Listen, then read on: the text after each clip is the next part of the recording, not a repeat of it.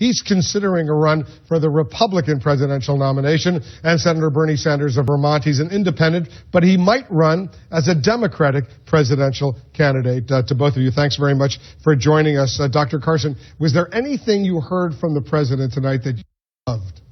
Well, there were many things that he said that I think I and many people on the conservative side would agree with. Like what? For instance, some of the trade promotion. I think education. We're all in favor of good education.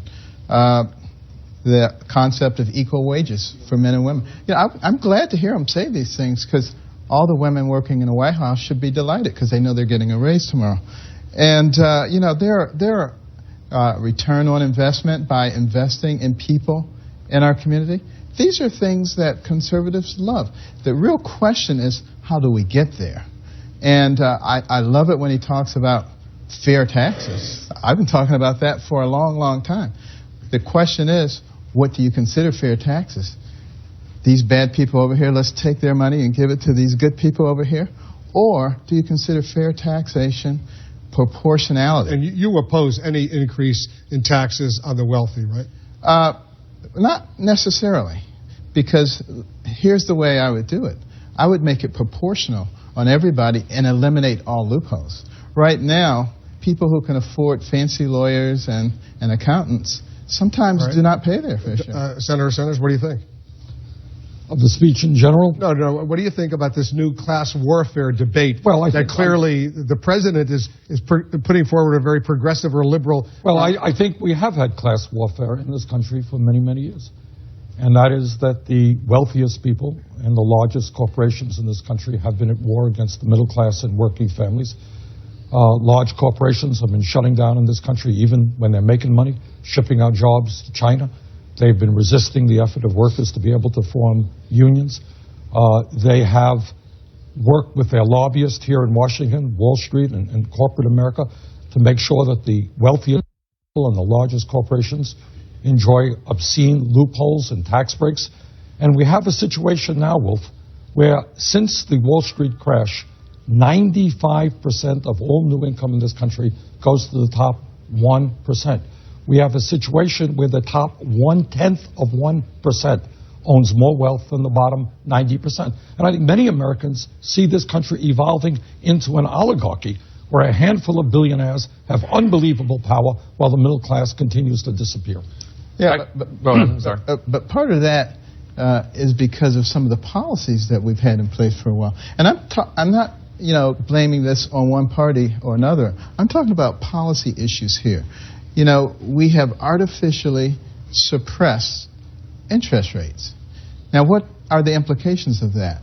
People who used to work, Mr. Joe at the corner store or in the factory, put 5% of their money away in the bank for 10, 15, 30 years, and it accumulated. And it accumulated enough so that they could retire. Banks had incentive to make loans to ordinary people. What incentive do they have now to do that? Let's talk about the economy, Dr. Carson, because I want to know, the president seeming to have some stride in his step when it comes to the fact that the economy is better than it was. Unemployment under 6%. It was at 10% at one point. The Dow Jones is 17,000. Obviously, the GDP has increased significantly. Let me talk about that. Well, let's talk about it. I mean, do you give President Obama credit for the economy having improved so much? Well, first of all, you say what employment is down to. I'm sure you recognize that you can make that number anything you want. The one that is very difficult to manipulate is the other one, right? That looks at the proportion of people who can actually work and the ones who are working, called the labor force participation rate. And what do you make of that, Senator Sanders? I think dropped out of the economy. Look, number one, there is no doubt that the economy today is much, much better than when Bush left office. I mean, it's hard to argue that. We were losing 700,000 jobs a month. We're gaining 300,000 jobs a month. But here's the point. When they talk about official unemployment, which is what the president talked about, that's a different number than real unemployment. If you include those people who have given up looking for work and people who are working part-time, real unemployment remains at 11%, youth unemployment 18%, African-American youth unemployment over 25%. So yes, we are better than where we were 6 years ago, no question. But anyone who thinks the economy today is where it should be for working people is terribly mistaken. Sounds like there's some agreement on this table.